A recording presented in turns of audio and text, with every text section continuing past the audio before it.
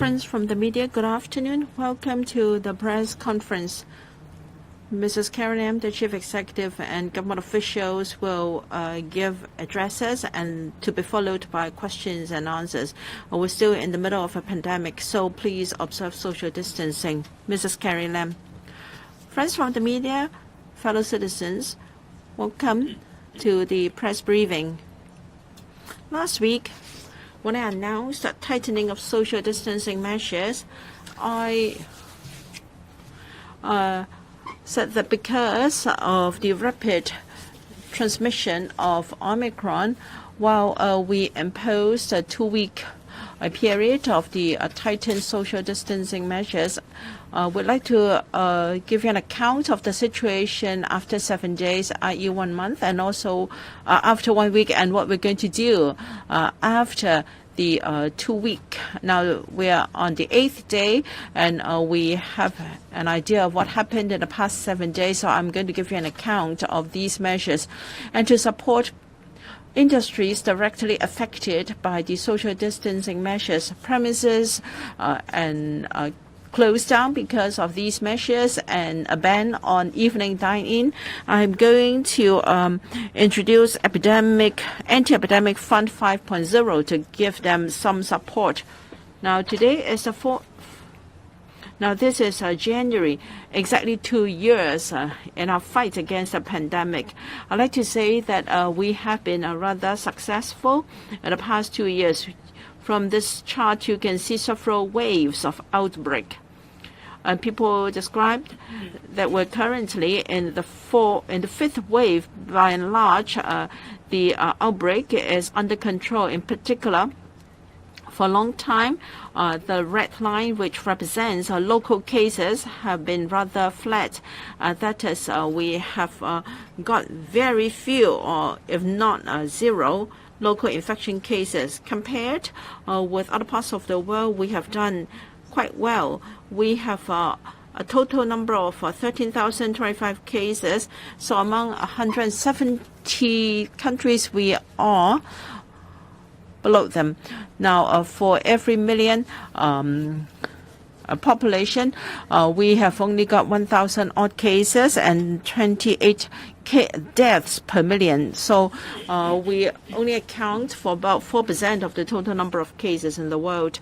Now, because Omicron is highly transmissive and it has replaced Delta as the major variant now, so we must not let off our guard. And the first imported case was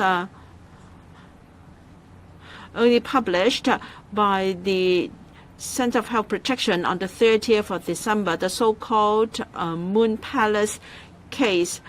And it was the first unlinked case, local case. It happened to a surveyor in Two Moon.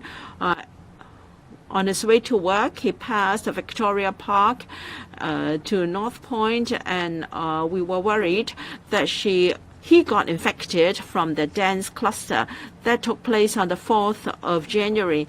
He was tested preliminary positive, and on the 5th of January, it became a confirmed case. The CHP, because could not identify the source, classified it as an unlinked case. Fortunately, after epidemiological investigation, it was found to be linked to the Six Garden restaurant cluster. So it was an imported link case. Now, it's now time to sum up what has happened in the past week. Now, because we have the circuit breaking measures and other measures, so from 180 cases per week, we fell to 141 imported cases in the past week. Now, we've only got 200 odd arriving passengers on a daily basis at our airport. Obviously, the number of imported cases would drop correspondingly. Meanwhile, import-linked cases with epidemiological links grew in the past week. From 17 in the past week, it grew to 42 cases. And just now, Dr. Zhang Chukwan I gave you a briefing, and the route of transmission of a goods handler in supermarkets was yet to be identified. We could not find the route of transmission, although genome sequencing told us that it was linked to the female flight attendant. Because we have yet to identify the route of transmission, there is cause for concern. To tackle the outbreak of Omicron in the community, we have done a lot in the past week. So far, we have done over 1.1 million nucleic acid tests. How are we able to achieve that? We've got 460 locations involved in compulsory testing notices. These are places confirmed cases have been to. And we have also done 30 rounds of restricted testing in 30 residential buildings of confirmed cases. And over 90,000 members of the public have received notification through the Leave Home Safe app.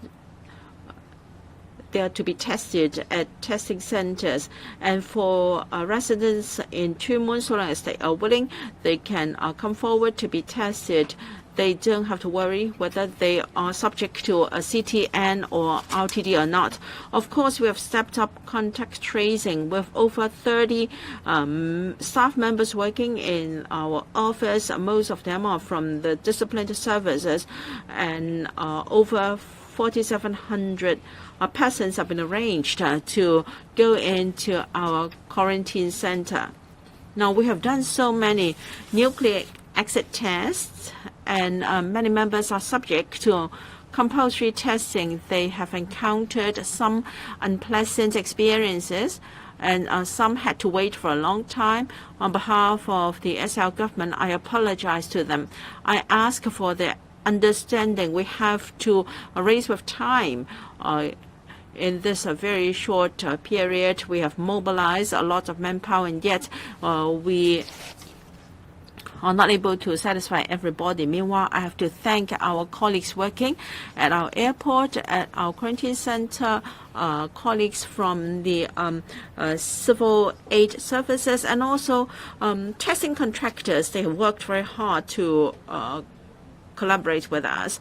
Now, to fight the outbreak of Omicron, apart from what I just announced, we have also announced a number of measures that are expeditious and sharp and focused. Now, we have suspended flights from 8 high-risk places. So we announced a measure on the 5th, and it came into effect on the 8th of January. And then starting from the 7th of January, we have drastically tightened social distancing measures. And then on the 11th, I announced that starting from today, that is the 14th, primary schools, kindergartens, childcare centers, and KG childcare centers will suspend face-to-face classes. In fact, many KGs and CCCs are suspended face-to-face lessons on the 11th when I announced the measure. As of today, all have stopped face-to-face classes. So what have we achieved? We have got 59 import-linked cases. At least 29 of them are Omicron-related. Some could not be tested, perhaps because of the genome sequencing. Dr. Lam can supplement later. We've got only one local case, which is yet unlinked, and that is the goods handler at supermarkets. So far, we have yet to see a major outbreak, which is seen in other places.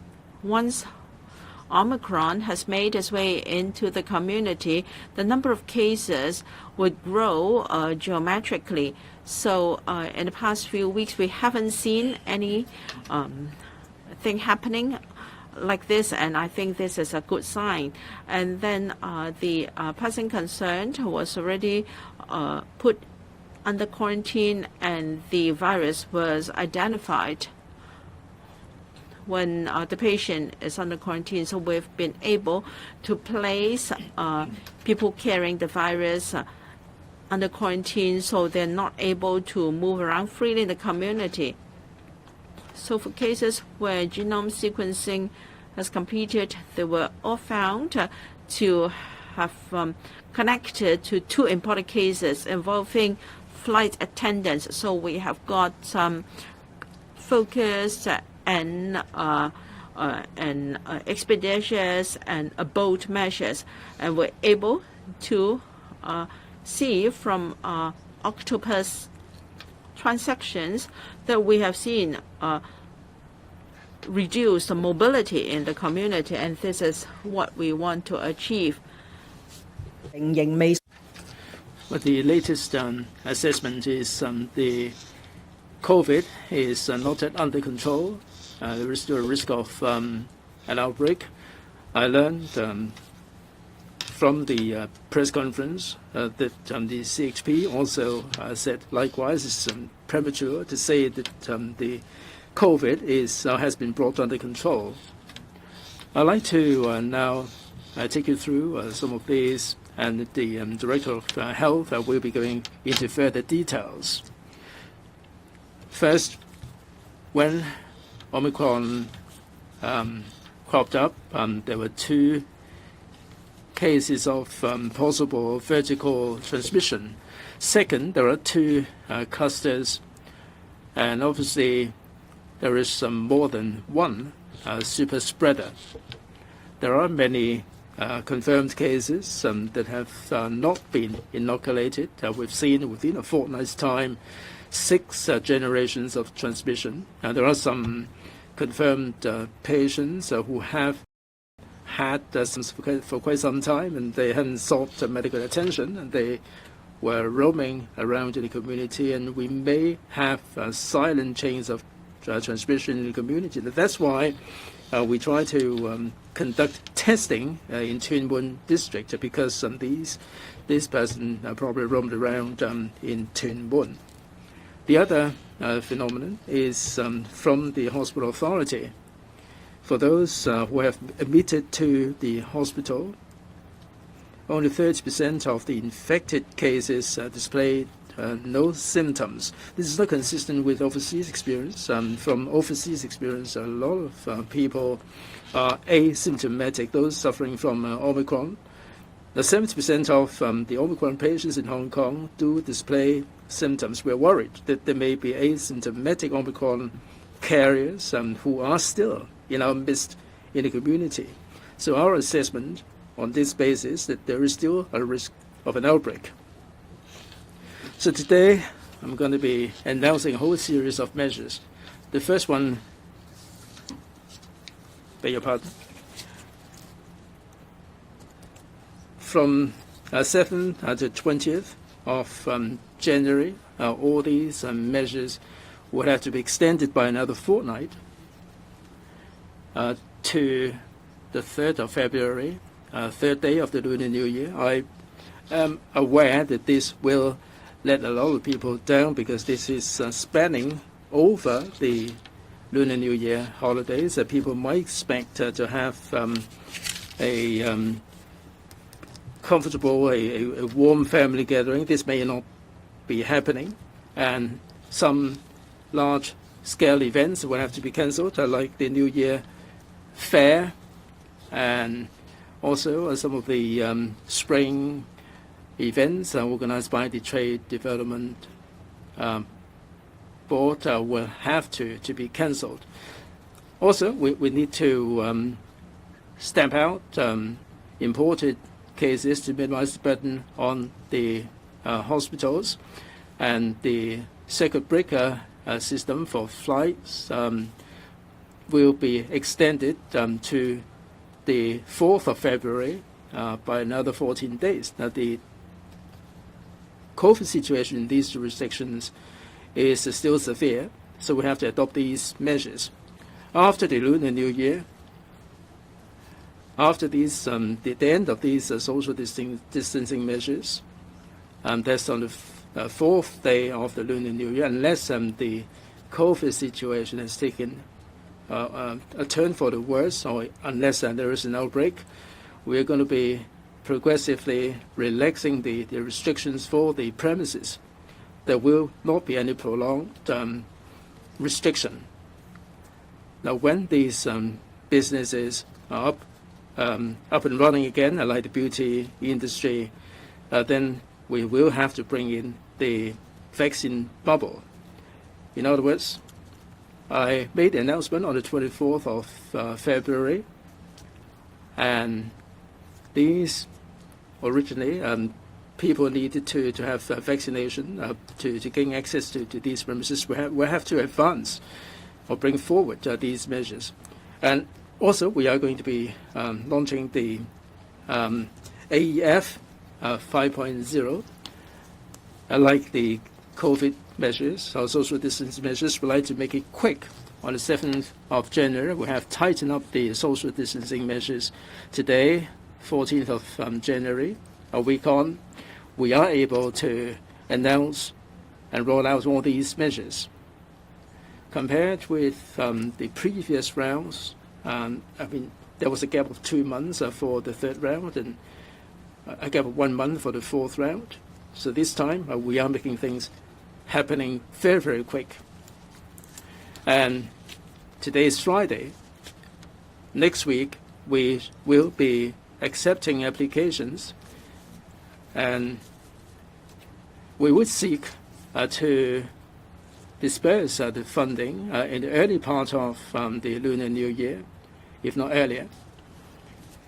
The total commitment will be $3.57 billion. In the AEF, we still have a $4.5 or $4.4 billion plus. We need to reserve some funding for the remaining payment, so we can actually activate the fifth round of the AEF without going through electrical. This is as far as we can manage. Now, certainly, this will be targeted. We basically target at two areas. First, there are premises and people that have been affected by the first round of social distancing measures. And the premises include the food establishments, and there will be no nighttime dining. Beauty parlors have to be closed, fitness centers, and also the sports coaches and arts practitioners, because of the closure of the premises, they are not able to engage in these activities. The second area is they've never seen any recovery. That's because Hong Kong is not able to reopen the border, and they have been in deep freeze for a long time, and they include the cross-boundary passenger sector and the tourism sector. Now, for eligible premises and individuals, we will be basing on the fourth round. We will be adopting a streamlined approach. That will make things happen very fast, because if we have to redo the criteria for the premises, it will take a pretty long time. So we will be working on the basis of the fourth round of the AEF in terms of eligibility. Now, for the funding subsidy level, I announced an additional 14 days, so the total restriction measures will be 28 days. And in the third round, they will have to bear 44 to 65 days. So for the fourth round, between 57 and 158 days. So we have to bear in mind this period of restrictions. So this 4 week of restriction, we will be working on the basis of the fourth round. In terms of the funding, we will offer half of that amount. If they are affected, then it would be half of the fourth round for premises, or 2/3 for individuals. Now, let's say the catering premises, we work on the basis of the the size of the licensed premises. There are 5 tiers. If they do have the liquor license, there would be additional subsidy. So for these catering premises less than 100 square meters, the one-off subsidy would be $50,000. More than 100 square meters and under 200, it would be $100,000, and so on and so forth. I don't think I can be exhaustive with regard to the precise details, but right after this press conference, we will be issuing a press release, and you will get to see the level of subsidy for individual categories.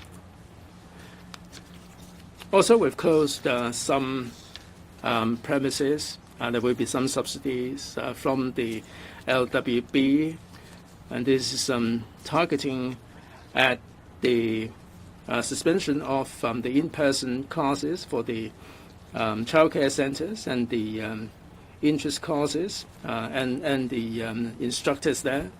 In terms of education, there are some institutions and people who are affected by the suspension of face-to-face classes, like 1,000 or so kindergartens in Hong Kong. They will be entitled to some subsidy. There are some primary schools that have been closed.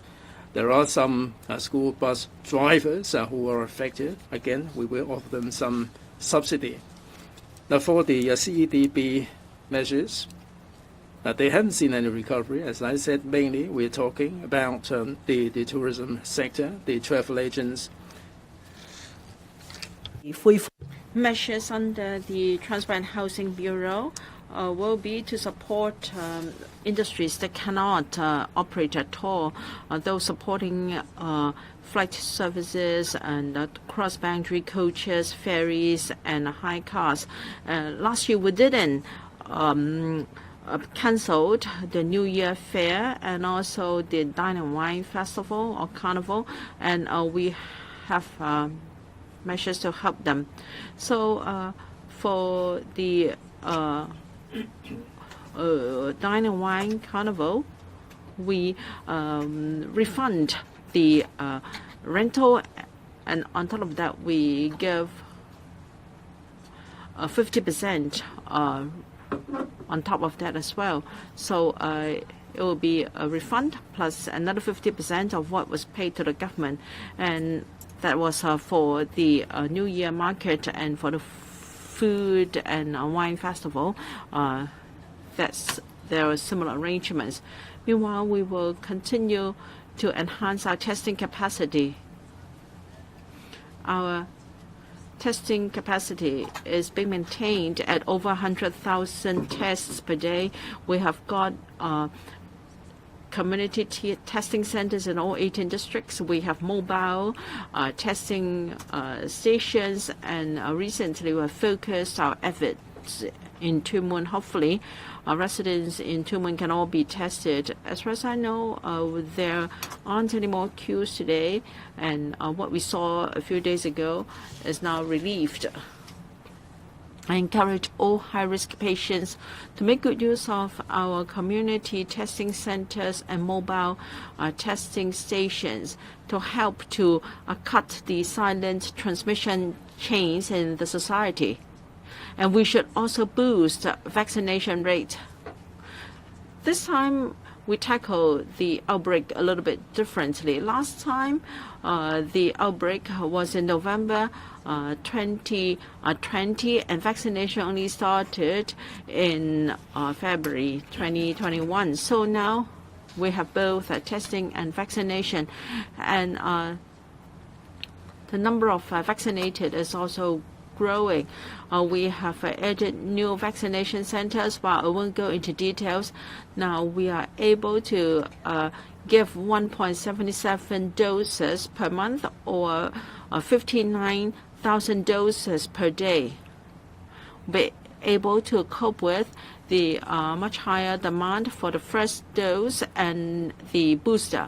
We're able to cope with the demand because we are giving 59,000 doses per day. We have boosted our capacity by 75% compared with the start of the month. So we should be able to satisfy the demand for vaccines from the community. Lastly, I'd like to appeal to the public once again. We must fight the virus together. to contain this outbreak caused by Omicron. So I said we will be able to resume travel very soon because we are already and then the main authorities are happy with our arrangements. We're able to have quarantine-free travel.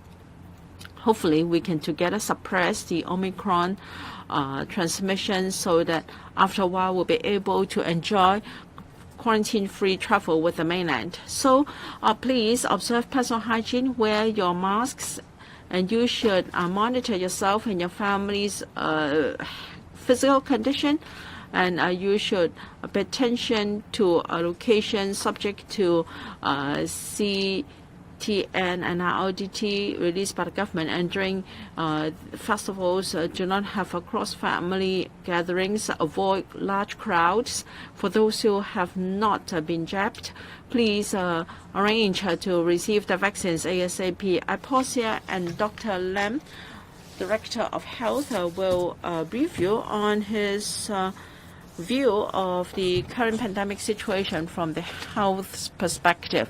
Thank you. I'd like to report to you the trend of the pandemic globally. Over 300,000 people have been infected and over 2.54 million lives were lost. Omicron is now the mainstay variant. And as of yesterday, we have 327 Omicron cases in Hong Kong. 295 of them were imported, and for local or import-related local cases amount to 32. And the virus has spread in the community. As said by the chief executive, we have two major clusters, one being the Moon Palace cluster rising from case 1 to 611. So 15 cases are confirmed or positive cases. Another cluster stemmed from the female flight attendant 12676. She's spread the virus to her mother, who spread it in the dance cluster. 44 cases were involved in this cluster. Now, we cannot be too optimistic with regard to the development of the pandemic situation. In the past week, we had about 5 to 8 import-linked cases tested positive per day, whereas in previous waves of outbreak, where before there was an explosive outbreak, there were about 10 days where sporadic cases were found every day. So we must not let down guards at this moment. And as for the transmission in these clusters, you can see the rapid transmission, and many transmission chains resulted in the community. The transmission has taken place in various places and in various modes. Restaurants with Western Chinese restaurants, the Cha Chan Teng or Hong Kong style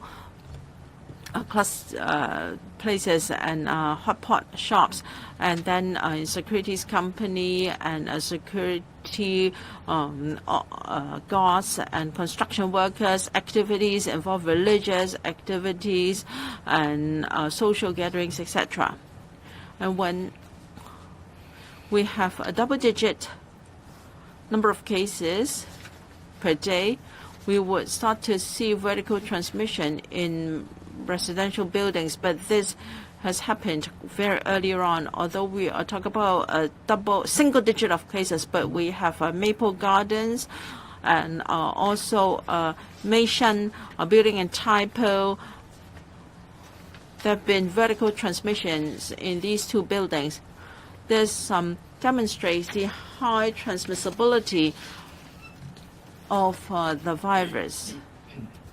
And in tracing close contacts, we encountered difficulties. In one case, there was a part-time worker in Sogo. At first, it was an unlinked case, but after vigorous tracing, it was found that it was a third-generation transmission case. And then it could be traced back to her father, the proprietor of a dispensary. And further tracing revealed that he got it from the male flight attendant case 12611. So we had to start with the third generation and trace it back to the first generation. Meanwhile, there could be some transmissions already taking place in the community. And so it's difficult to trace these cases. There were cases with no known source of infection. The 58-year-old supermarket goods handler. From the genome sequencing, we could link it to the dance cluster, but it's not clear how the transmission took place. So there is a likelihood that silent chains of transmission still exist.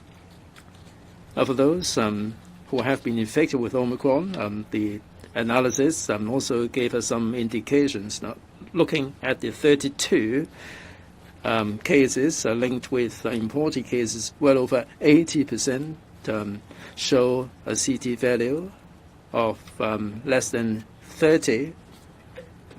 It means that the viral load is pretty high and the transmissibility is also high. Like the chief executive said a moment ago, if you analyze all these 32 cases, 30% of them were asymptomatic. In the community, the spread might have occurred unawares. So basically,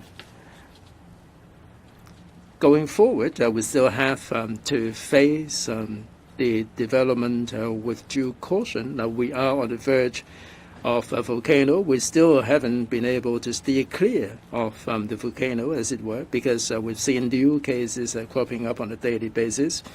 There is still a risk of silent transmission, and Omicron is highly infectious only with one silent chain of transmission and only with one super spreader will we see an exponential growth of cases.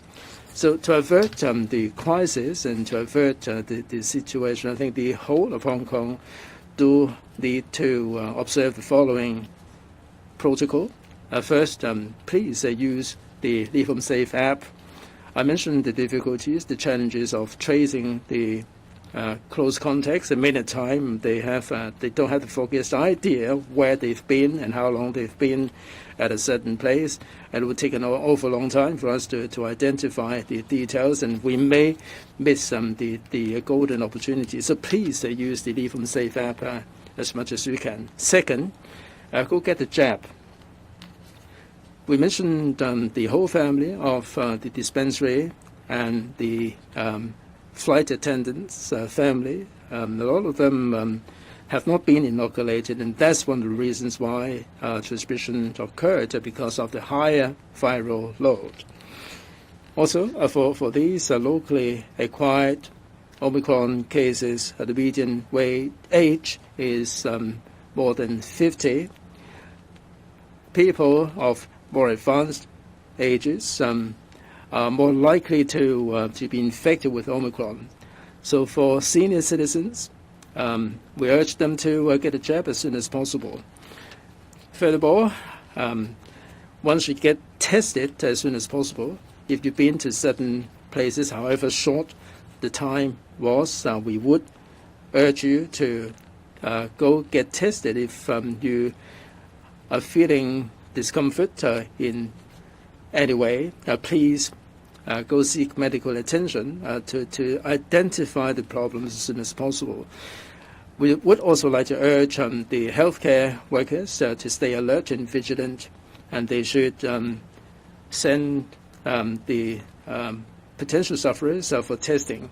We have to keep a mask on we have to wash our hands regularly, and we should avoid social activities as soon as possible. Now, many of the inter-family gatherings saw some spread taking place. So over the Lunar New Year, please avoid the inter-family gatherings as much as possible. I'm sure that if we can pull together and take these measures, we will be able to avert the situation. We cannot take the situation lightly. Let's work together, and let's hope that we can emerge from this adverse situation as soon as possible.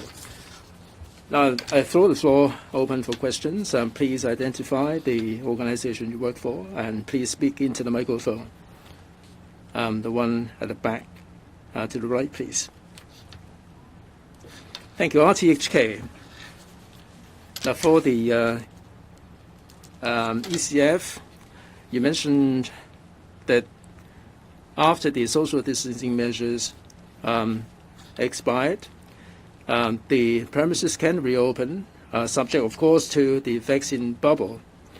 Now, if these premises have to be closed for a longer period of time, would there be additional funding or subsidy for them? The Lunar New Year is supposed to be the busy period. Do you think that they should be offered more subsidy to make up for the losses over the Lunar New Year? It seems that the government doesn't really want to seek further funding from Let's Go for this ECF. Why do you want to just use the remainder of the fund? Why don't you seek more funding from Let's Go to help the businesses? Social distancing measures, is it likely that prior to the third day of the Lunar New Year, if we have seen an ease off of the cases, that you're going to be lifting some of the restrictions? And if these premises were to adopt the vaccine bubble, they can be opened sooner. How much do you think the restrictions can be eased? Right, a whole barrage of questions. First of all, we do not rule out the possibility of, because of the implications of COVID, we do not rule out the possibility of going to Let's Go again. In fact, many Let's Go members made some remarks that they've written to me and also to the CS. We have to make things happen very quickly, and also with the funding in the ECF, we are able to tackle the problem. So we are of the view that we shouldn't wait because we have to prioritize all these premises that are adversely affected. I do not rule out the possibility, to answer your question, if we do need to have further funding. I'm sure the Let's Go members would be very supportive.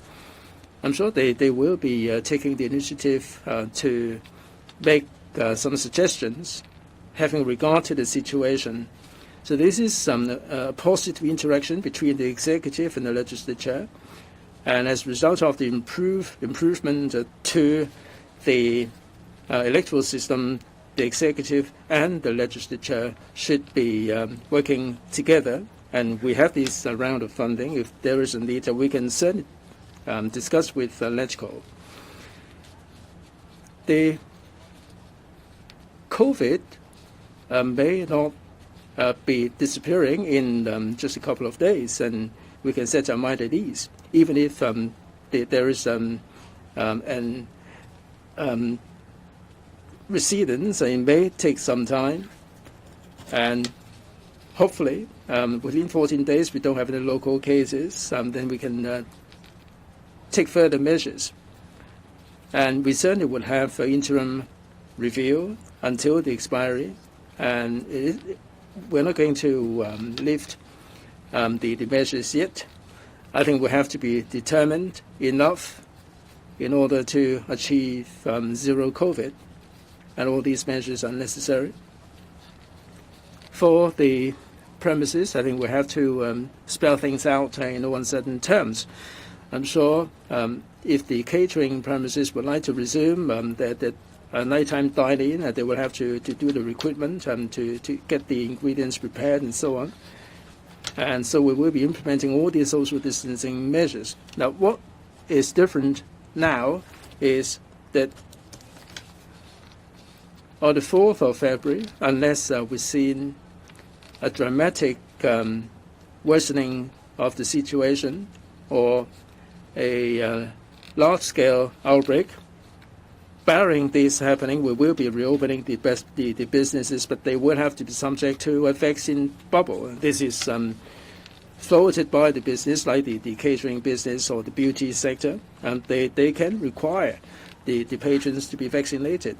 And we will be having the vaccine bubble requirement on the 24th of February if they follow the vaccine bubble measure, and if the patrons are vaccinated, then they will be okay.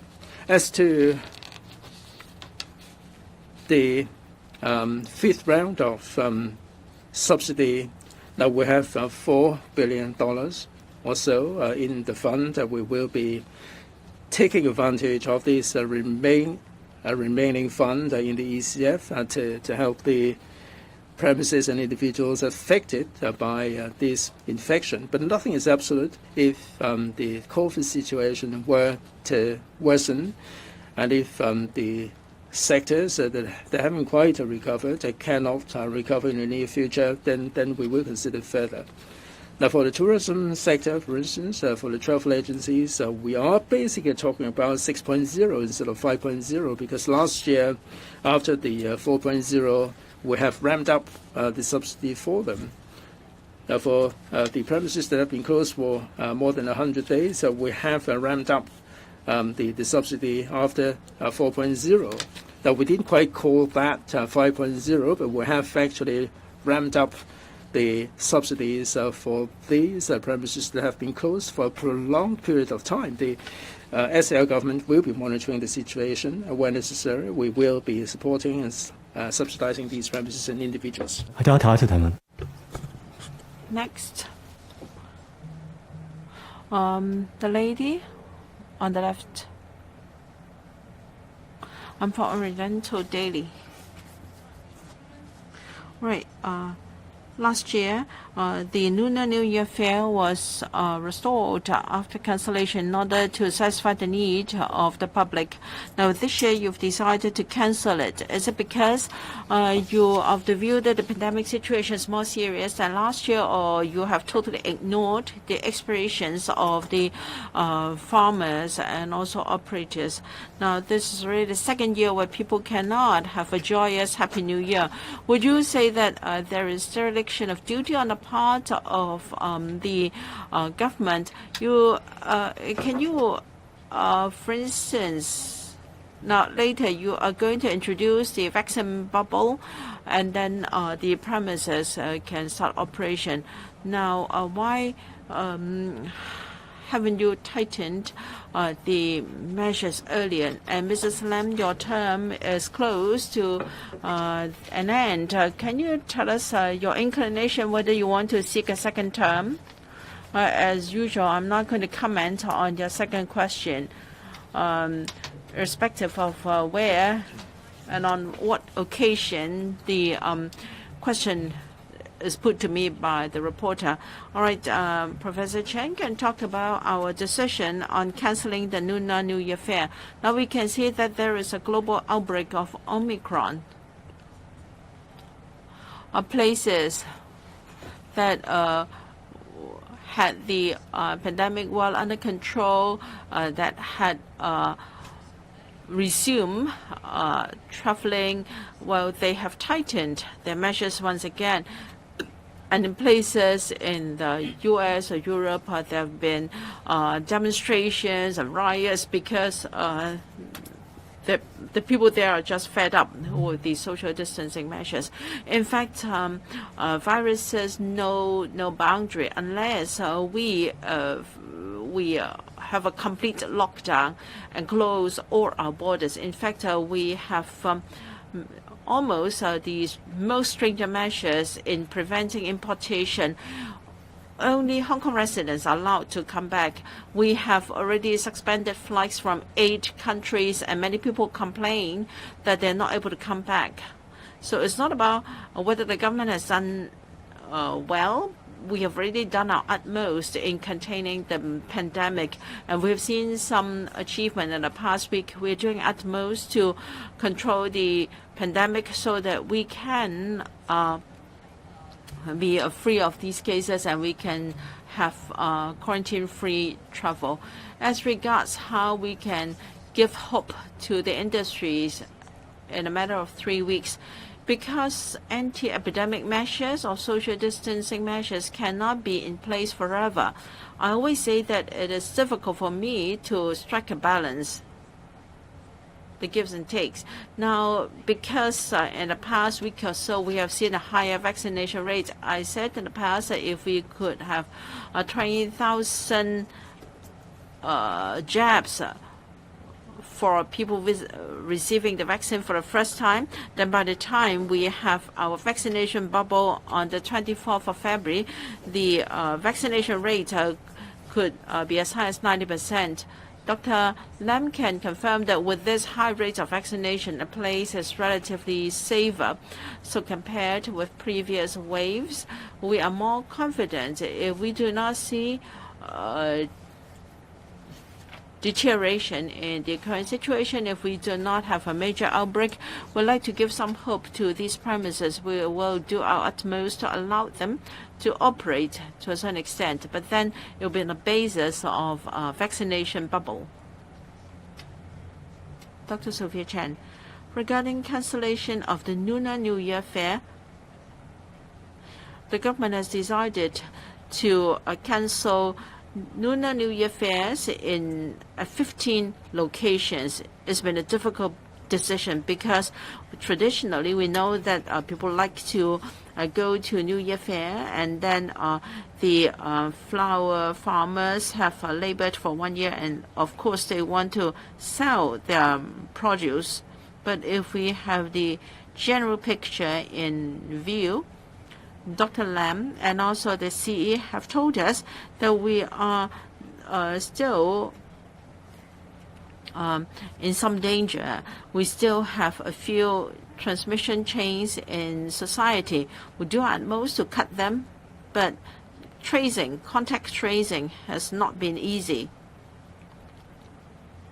So our overall assessment is that there are still risks. And as we all know, New Year fairs are always crowded and there will be a gathering of crowds. We would like to reduce mass gatherings and to cut the transmission chains and to prevent transmission. So protecting the life and health of the public is more important. So we have decided to cancel large-scale Lunar New Year fairs. The FEHD will refund in full the costs already paid to the store operators, and as said by the chief executive, the relevant store operators will be given an ex gratia payment of 50% of what they have paid. The FEHD will try its very best to contact these store operators as soon as possible. The lady in front. I'm from cable TV.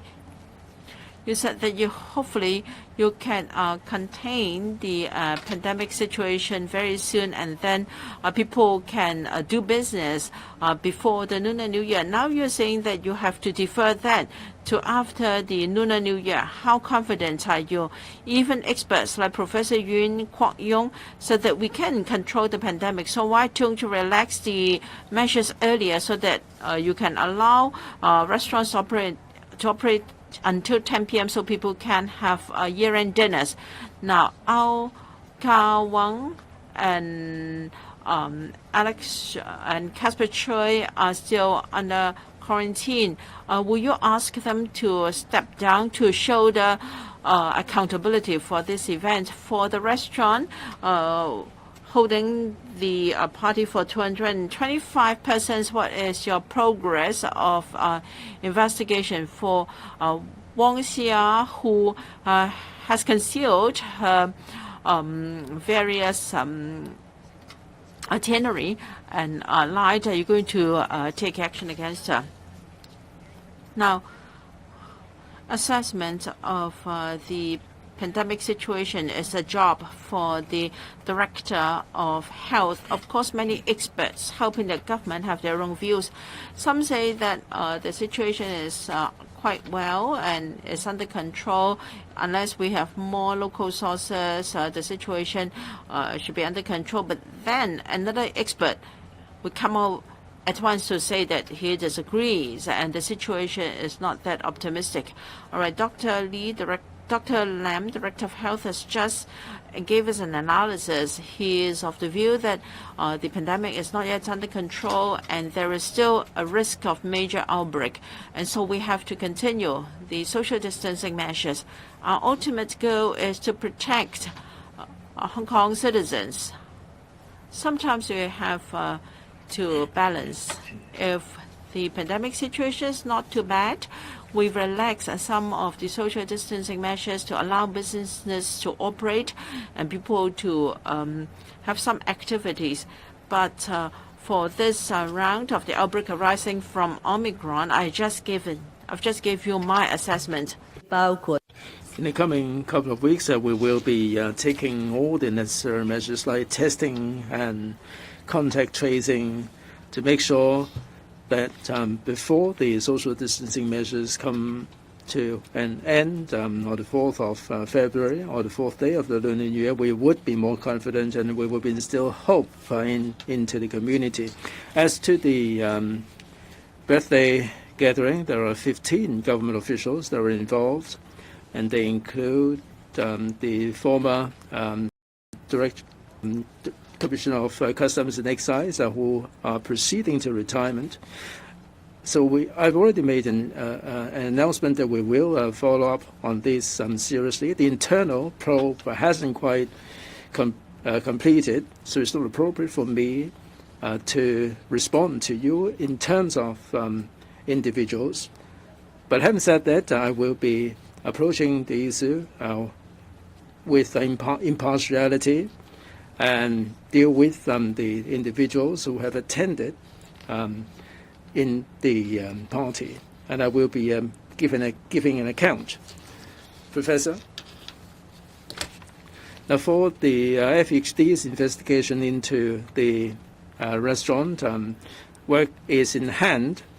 That there is a criminal investigation. If there are any breaches of the law, that they will face prosecution. We'll have to make sure that the investigation and the prosecution will be done in a fair and just manner. As for the restaurant, it is subject to Cap 559F, and that is of the PCDO, and this restaurant is a Group D or Category D premises. The responsible person, the staff members and the customers will have to abide by the legislation. Like, for instance, whether they have scanned the Leave Home Safe app, or whether they have kept the mask on and so on, and these are part of the requirements. If the patrons fail to observe Cap 559F and 559G group gathering and 599I regarding face mask wearing, and all these provisions will apply if in the investigation we find that there are breaches or non-compliance. Certainly there will be penalties. And under Cap 132, that's the Municipal Services Ordinance. They hold down a general license, a restaurant license, and we will be conducting the investigation along this line as well.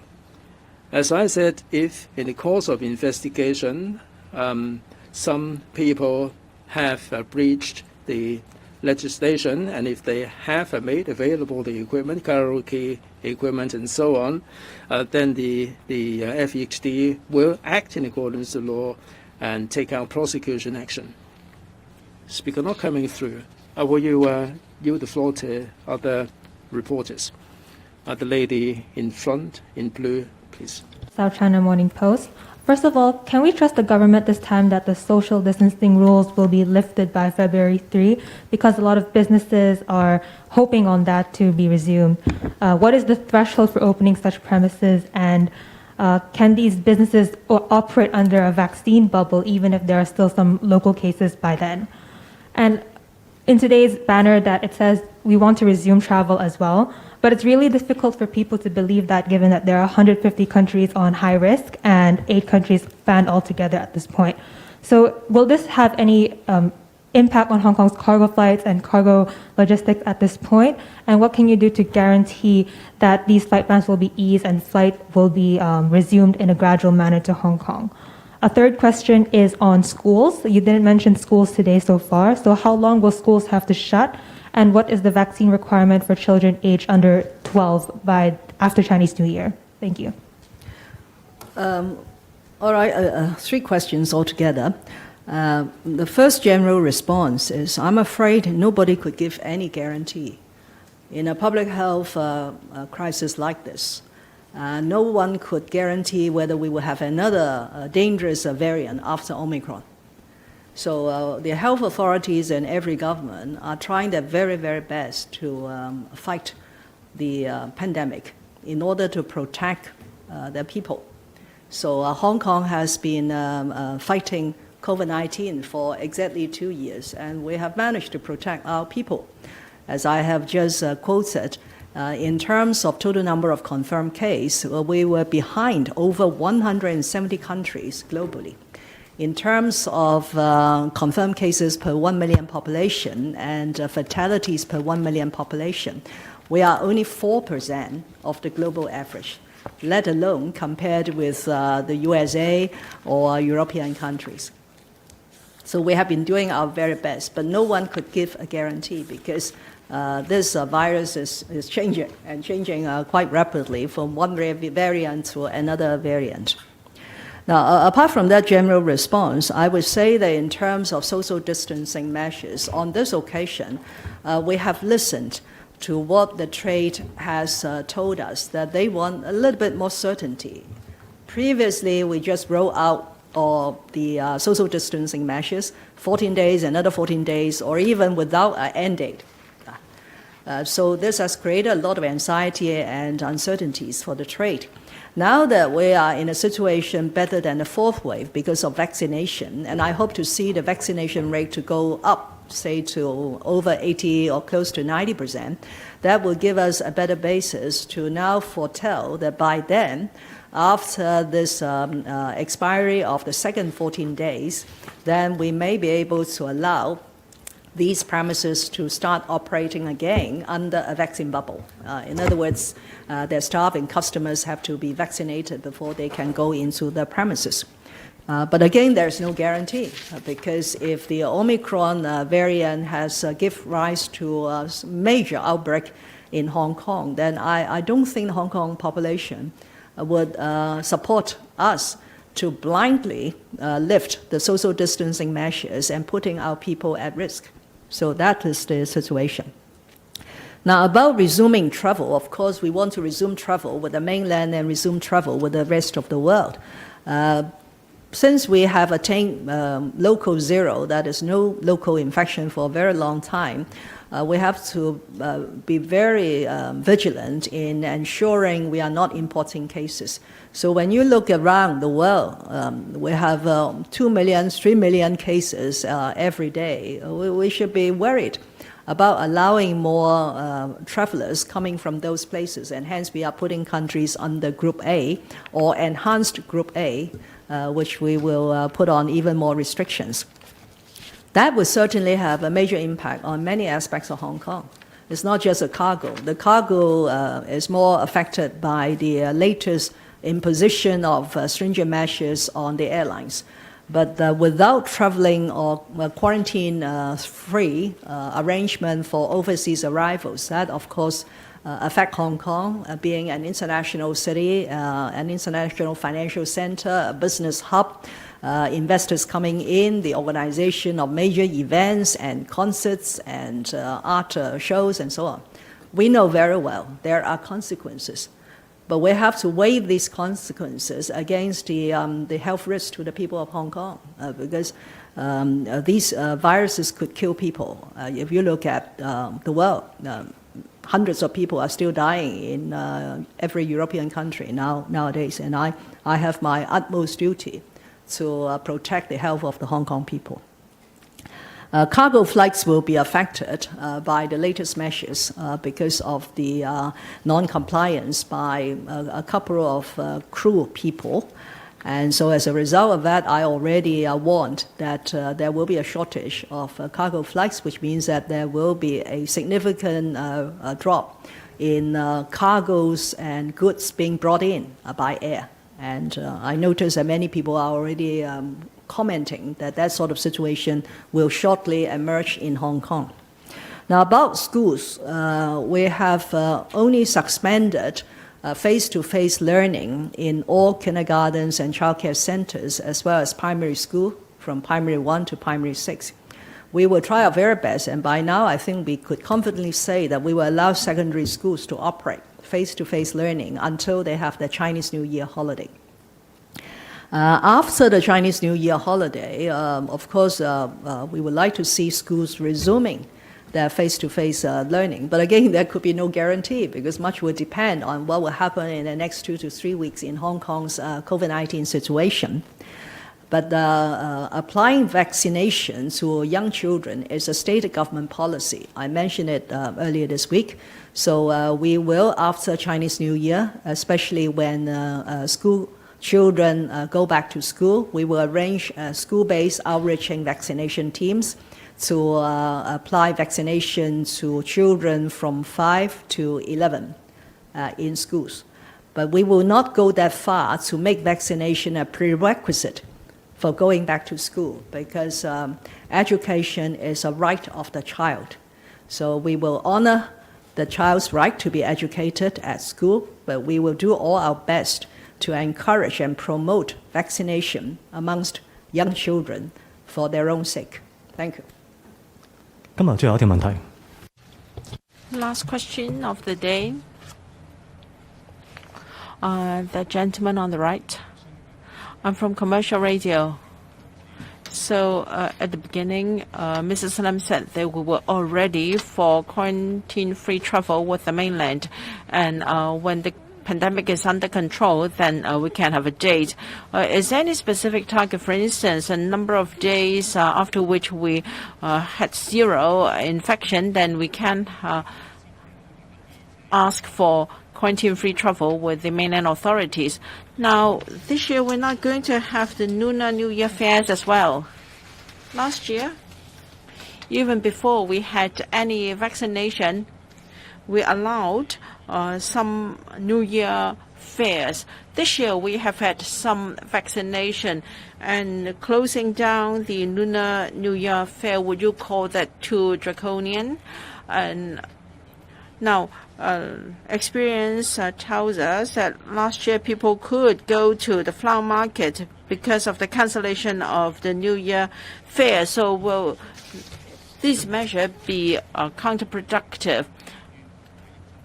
Now, you're going to operate a vaccine bubble, and customers or people involved are required to have the first or second jab.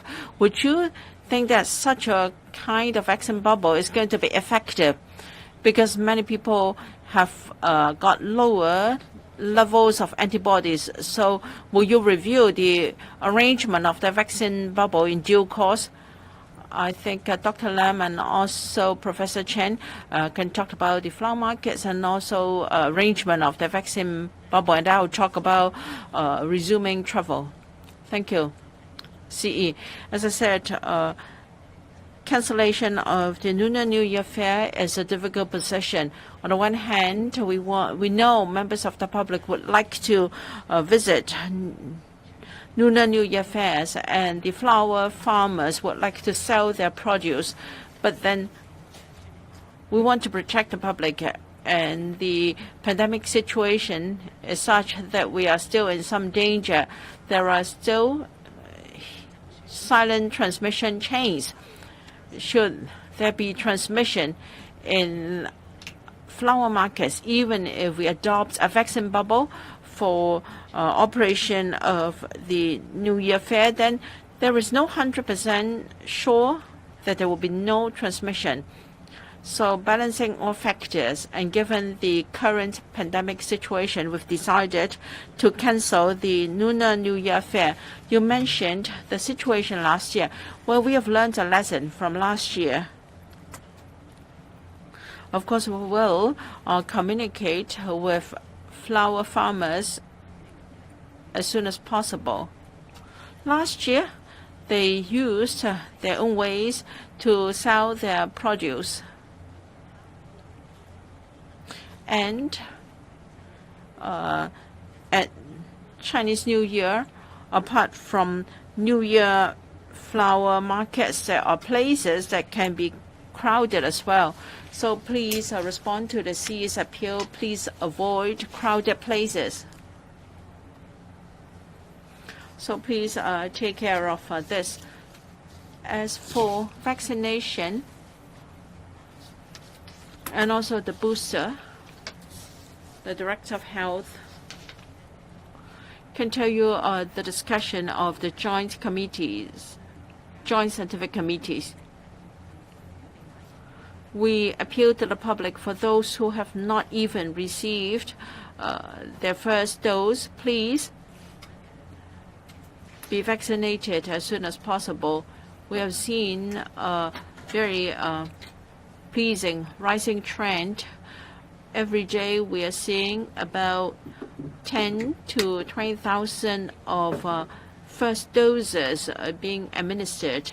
I think this is a good sign, a good trend, because that can protect our public, and over 0.6 million have already taken the third jab. So for those who have yet to receive the first dose, and those who are ready for the booster, do come out to receive the jabs. Dr.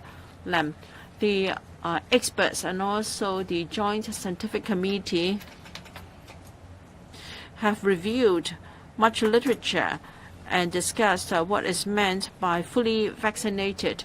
So for both vaccines, whether it be Sinovac or BioNTech, a full vaccination means having received both doses. Why are we promoting a booster? Because whether it be local or overseas research studies, 6 months after the 2 doses, the level of neutral antibodies does drop for both vaccines. So a booster is needed to raise the level of neutral antibodies. A rise in neutral antibodies can effectively make the symptoms milder, even if you have contracted the disease. But as for scientifically, it is proven that in terms of T cells and the death rate and the need for hospitalization, you fare better with the booster. And of course, when there are new variant and new mutant strain, we will discuss with the Joint Scientific Committee to see whether further action has to be taken. Why do I say that we will soon resume our border travel? Because what we have done will not be wasted. With the staunch support of the central authorities, we have done a lot of interface work. much time under the leadership of the CS4A, whether we're talking about our delegation going to Shenzhen and their experts coming to take a look in Hong Kong. But that was before Omicron appeared in Hong Kong.